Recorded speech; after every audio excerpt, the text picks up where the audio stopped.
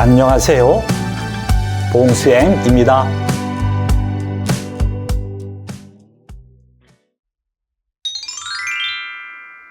오늘은 여가 활동과 문화생활에 관련된 한국어 표현들을 공부할 거예요. 먼저 여가 활동과 관련된 단어를 한국어로 어떻게 말하는지 공부해요. 텔레비전. 평일에는 바빠서 텔레비전을 못 봅니다. 프로그램. 저는 이 여행 프로그램을 좋아해서 매일 봐요. 낮잠. 점심을 먹고 낮잠을 잤어요. 미용실. 미용실에서 머리를 잘랐어요. 산책. 한강공원에서 산책을 해요. 외국어. 회사에 출근하기 전에 외국어 학원에서 영어를 공부해요.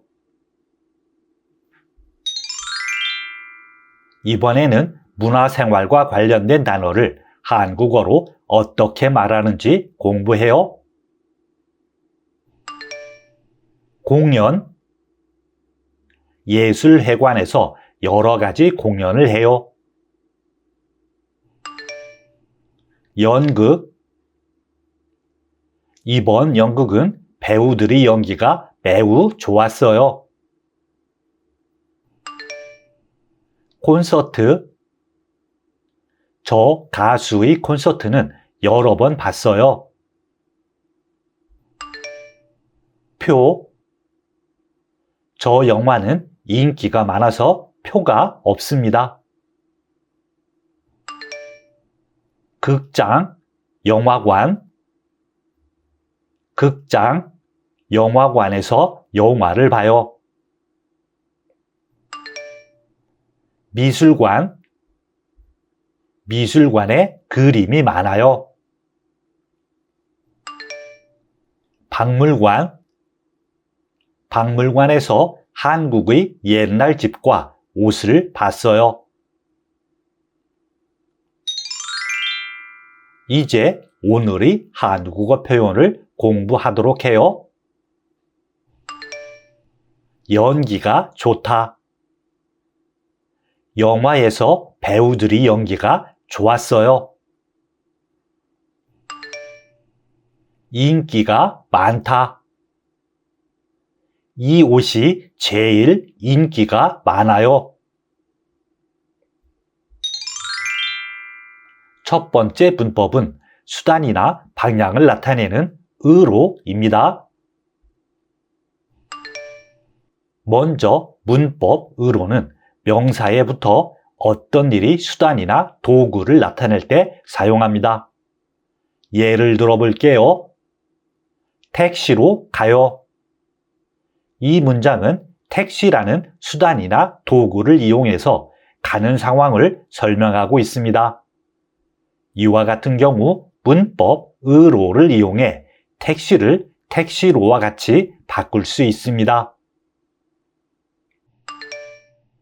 다음으로 문법 으로는 명사에 붙어 움직임의 방향을 나타낼 때도 사용합니다. 예를 들어 볼게요. 영화관으로 갑니다. 이 문장은 영화관이라는 장소가 움직임의 방향임을 설명하고 있습니다. 이와 같은 경우 문법 으로를 이용해 영화관을 영화관으로 와 같이 바꿀 수 있습니다. 문법 으로는 명사 끄듬절의 받침 유무에 따라 형태가 달라집니다. 명사 끝음절에 받침이 있을 때는 명사 더하기 으로를 사용합니다. 그리고 명사 끝음절에 받침이 없거나 받침이 니을일 때는 명사 더하기 로를 사용합니다. 문법 의로를 이용해 문장을 완성하세요. 수건으로 땀을 닦았어요. 이 문장은 수건을 땀을 닦는 수단이나 도구로 삼아 설명하고 있습니다. 이와 같은 경우 문법 의로를 이용해 어떤 일의 수단이나 도구를 나타낼 수 있어요.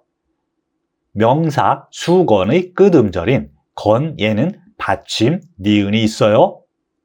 그래서 수건과 의로를 결합해 수건으로가 됩니다. 이 펜은 지우개로 지울 수 있어요. 이 문장은 지우개를 지우는 수단이나 도구로 삼아 설명하고 있습니다. 이와 같은 경우 문법 의로를 이용해 어떤 일이 수단이나 도구를 나타낼 수 있어요. 명사 지우개의 끝음절인 개에는 받침이 없어요. 그래서 지우개와 로를 결합해 지우개로가 됩니다. 여름에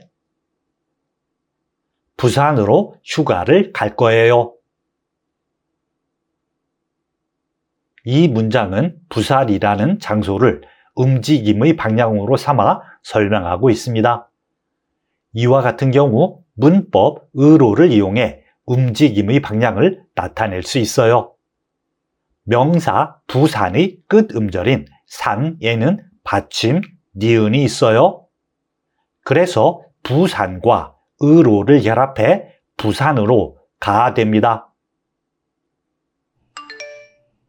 친구들이 나를 만나려고 모두 서울로 왔어요. 이 문장은 서울이라는 장소를 움직임의 방향으로 삼아 설명하고 있습니다. 이와 같은 경우 문법 의로를 이용해 움직임의 방향을 나타낼 수 있어요. 명사 서울의 끝음절인 울에는 받침 니을이 있어요. 명사 끝음절에 받침이 니을일 때는 명사 더하기 로를 사용합니다. 그래서 서울과 로를 결합해 서울로가 됩니다. 두 번째 문법은 원인이나 근거를 나타내는 으니까입니다.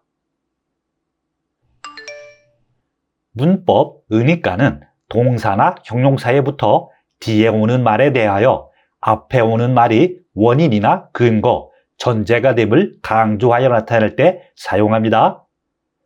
예를 들어 볼게요.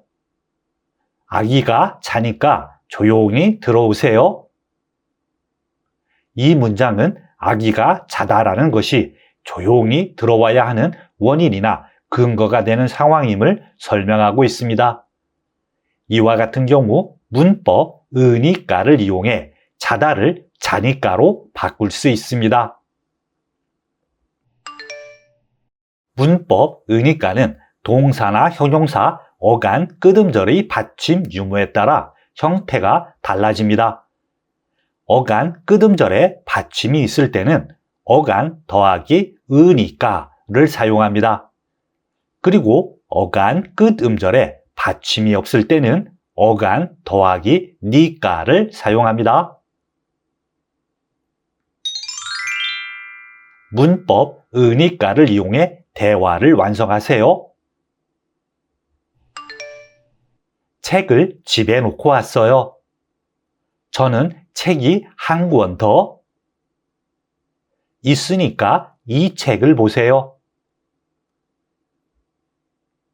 이 대화는 책이 한 권 더 있다라는 사실이 뒤에 오는 제안의 원인이나 근거가 되고 있습니다. 이와 같은 경우 문법 으니까를 이용해 어떤 일이 원인이나 근거를 나타낼 수 있어요. 동사 있다의 어간 끝음절인 it에는 받침 쌍시옷이 있어요. 그래서 어간 it과 으니까를 결합해 있으니까가 됩니다. 늦었어요. 어떻게 해요? 늦었으니까 택시를 탑시다. 이 대화는 늦다라는 상황이 택시를 타자고 하는 제안의 원인이나 근거가 되고 있습니다. 이와 같은 경우 문법 으니까를 이용해 어떤 일이 원인이나 근거를 나타낼 수 있어요. 형용사 늦다의 어간 끄듬절인 늦에는 받침 지읒이 있어요.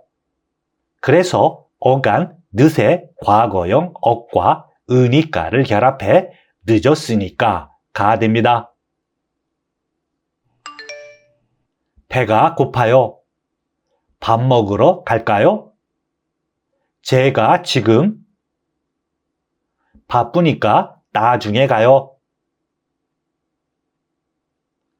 이 대화는 지금 바쁘다는 상황이 나중에 가자고 하는 제안의 원인이나 근거가 되고 있습니다. 이와 같은 경우 문법 으니까를 이용해 어떤 일이 원인이나 근거를 나타낼 수 있어요? 형용사 바쁘다의 어간 끄듬절인 뿌에는 받침이 없어요. 그래서 어간 바쁘와 니까를 결합해 바쁘니까 가 됩니다.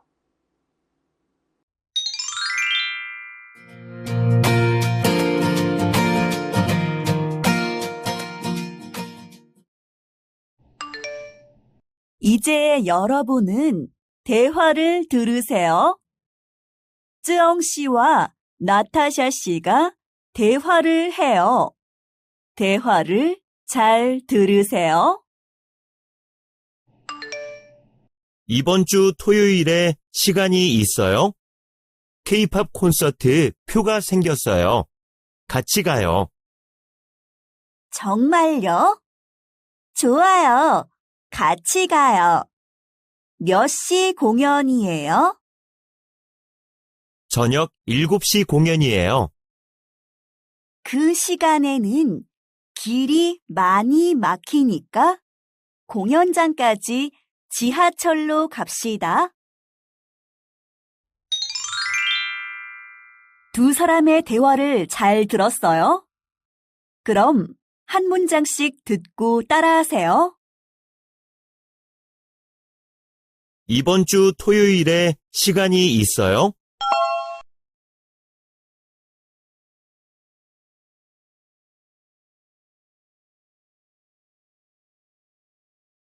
K-팝 콘서트 표가 생겼어요. 같이 가요.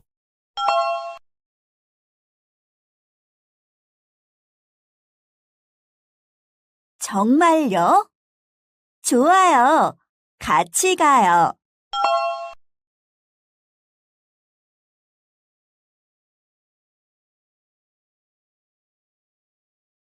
몇 시 공연이에요?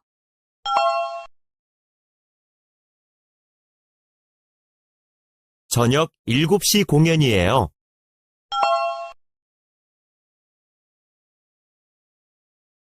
그 시간에는 길이 많이 막히니까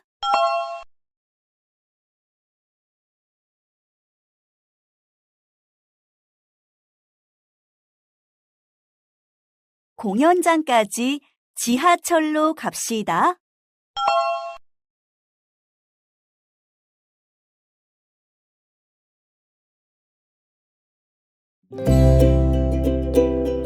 수고했어요. 다음 시간에 만나요.